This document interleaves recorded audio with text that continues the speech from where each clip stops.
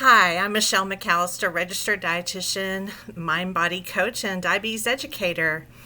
And I'm just wondering, have you ever had a crazy, stressful day, work deadline, argument with somebody you love, just total overwhelm, and suddenly you find yourself standing in front of the pantry reaching for something sweet? I know this happens to a lot of us. And then the guilt kicks in. Why can't I just stop? What is wrong with me? I want to tell you something really important right up front. Nothing is wrong with you. This is not a character flaw. This is not weakness or weak willpower. This is your body doing exactly what it is designed to do. I know that may sound surprising, right?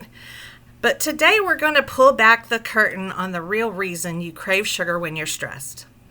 And it involves three things working together: your stress hormone, cortisol, your blood sugar, and your gut. And by the end of this video, you'll never look at a sugar craving the same way again. So let's first start talking about cortisol. This is a big player in the story for sure. Cortisol is your primary stress hormone released by your adrenal glands the moment your brain perceives a threat. Whether that's a tiger chasing you, which I'm sure doesn't happen to us very often, if ever, or your boss sending you an email at 5 p.m. on a Friday. Your nervous system just really doesn't know the difference. Here's what cortisol does in that moment. It pulls blood sugar into your bloodstream and shunts blood to your brain and limbs so that you can fight, flee, or hide. It's what it's designed to do. And here's the really important piece. Cortisol binds to receptors in the brain that manage hunger, stimulating appetite. Researchers note that this specifically leads to cravings for pleasurable comfort foods that are high in sugar and fat, which lead to this instant gratification. So the moment you're stressed, your brain is literally trying to chemically nudge you towards the cookie, the chips, the chocolate. That's not weakness, it's biology. Another contributing factor is that when our body is stressed, the front part of our brain that makes good decisions, that tells us, oh, you don't need that, it's the prefrontal cortex, and it goes offline when we're stressed. And the old caveman part of our brain, the amygdala, kicks in telling you to eat the carbs to cope with the emotion. And of course, the more we do this, the more automatically our brain goes to these foods. From the time we're babies, we are given food when we cry, and this gives the message to our body that we are safe. Food is safety.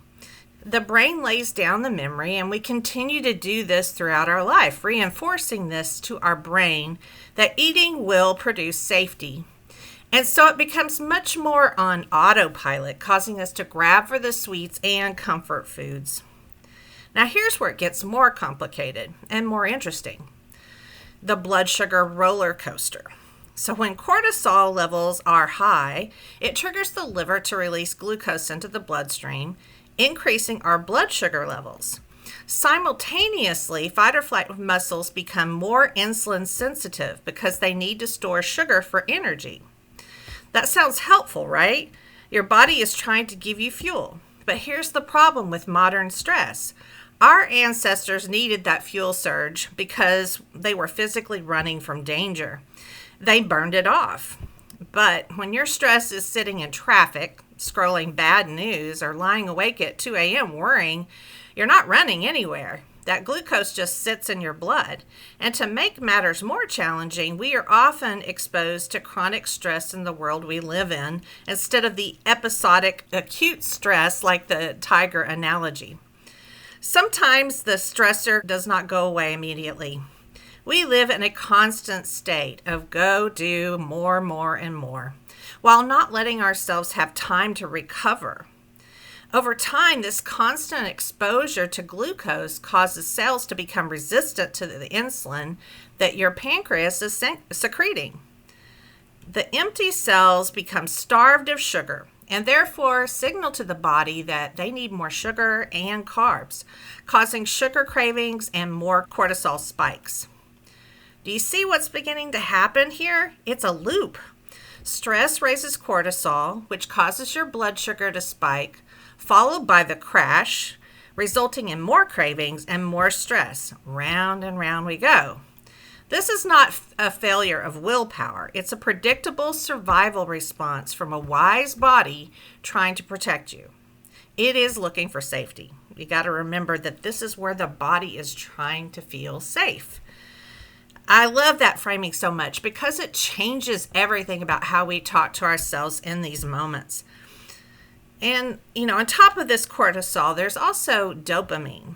When you consume sugar, your brain releases dopamine, which makes you feel pleasure and satisfaction, as I kind of mentioned before. This feedback loop can become habit forming, particularly under stress or fatigue. Similar to how addictive substances work in the brain by hijacking the reward system to create a cycle of craving and gratification. So you've got cortisol driving hunger, blood sugar crashes driving cravings, and a dopamine reward that makes your brain want to do it again. No wonder it's hard to stop, right? And then lastly, the gut. And I know it may seem surprising that the gut plays a role in this, but the gut's the center of everything. That's what I always tell people. But when it gets really fascinating, basically, and this is the part that people don't know about, your gut isn't just digesting food.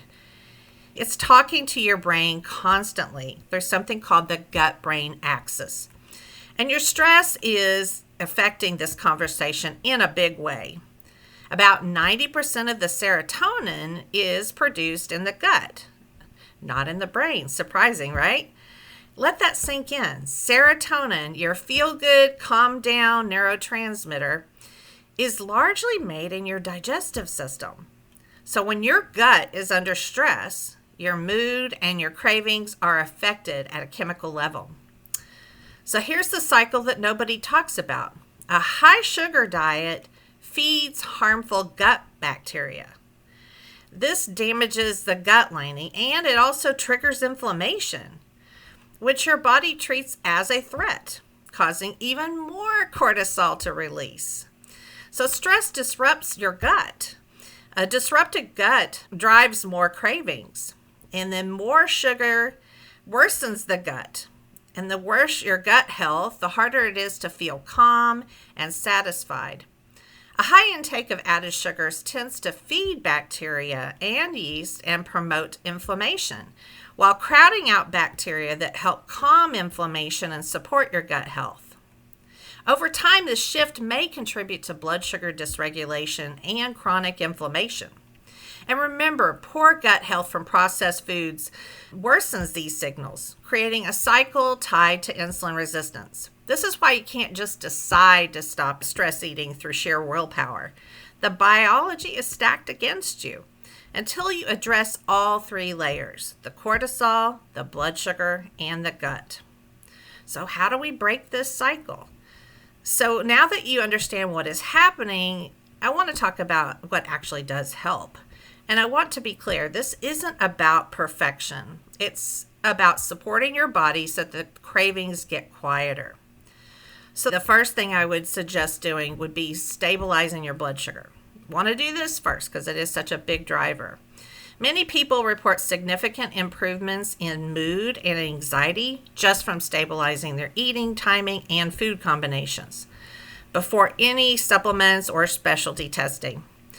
And you want to start your meals with protein and fiber at every meal. This slows the glucose release and reduces the spike and crash. It's a cycle that, feeds cravings. And so we want to stop that cycle, including protein and carbohydrate with meals and even with snacks. If you do snacks, you want to make sure you do that pairing.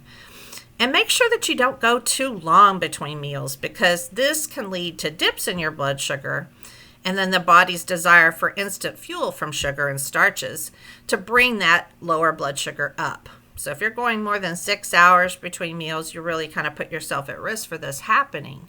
And I would pay particular attention to that time between lunch and supper because that's often when this occurs for many people. Support your cortisol rhythm. That's going to be the second thing. Deep breathing and meditation, even just a few minutes a day, can lower cortisol and trigger the body's relaxation response. And this is really important for healing. We need to be in the parasympathetic nervous system where our body is relaxed in order for us to rest and digest and heal. And this is a state that we should be aiming for more of the time during the day. So many of us are stuck in what's called the sympathetic nervous system where we're just constantly stressed.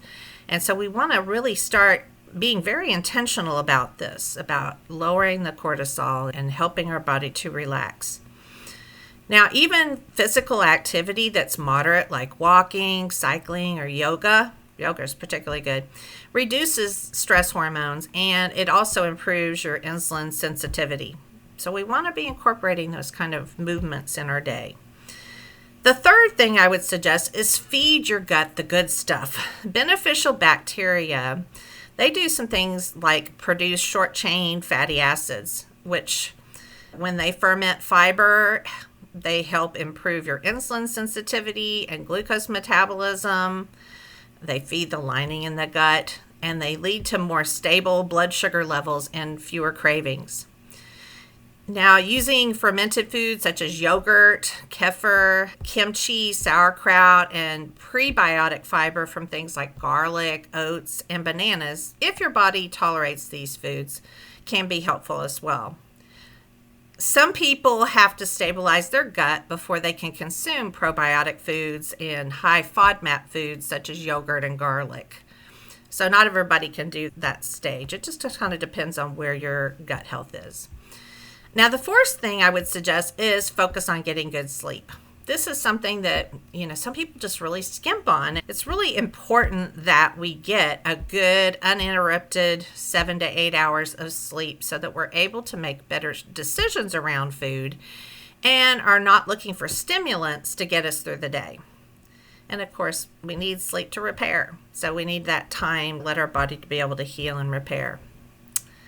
And the fifth thing I would have to say is be kind to yourself in the moment. When a craving hits, pause and ask, am I stressed right now? When did I last eat? Did I sleep okay?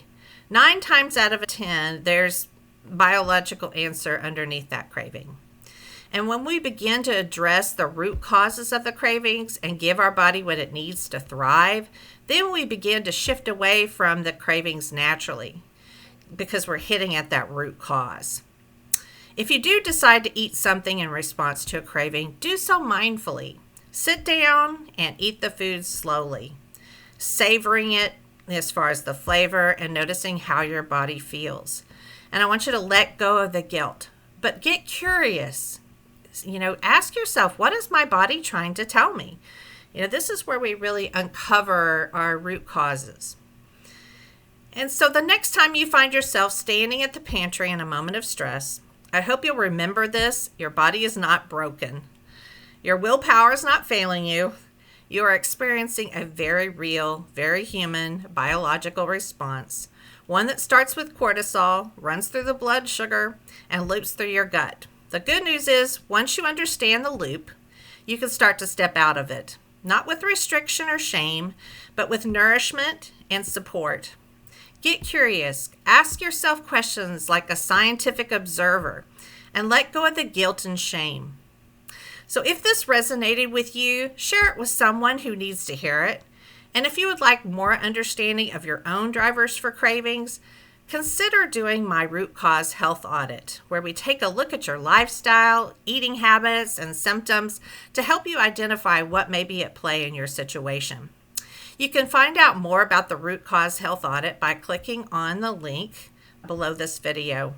I hope you found this to be helpful, and here's to good health.